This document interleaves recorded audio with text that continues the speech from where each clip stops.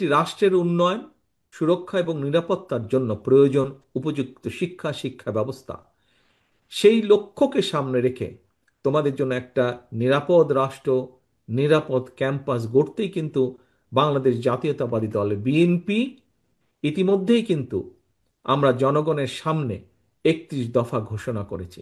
দেশে আসলে আমি বিশ্বাস করি সকলের সাথে সামনাসামনি বসে আবার কথা বলতে পারবো, কিভাবে আমরা দেশকে পুনর্গঠন করব, কিভাবে আমরা দেশকে সামনে এগিয়ে নিয়ে যাব, কিভাবে তোমাদের ভবিষ্যৎকে আরো মজবুতভাবে আমরা তৈরি করতে পারবো, আমরা এগুলো নিয়ে আলোচনা করতে পারবো।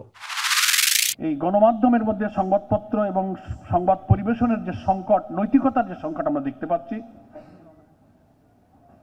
এটা শুরু হয়েছে শিক্ষা ব্যবস্থাকে যখন থেকে সেকুলারাইজ করা হয়েছে তখন থেকে জ্ঞান, বিজ্ঞান, সভ্যতা, গণমাধ্যম, সভ্যতার মধ্যে কিন্তু নীতিহীনতা, অনৈতিকতা কিন্তু প্রবেশ করেছে।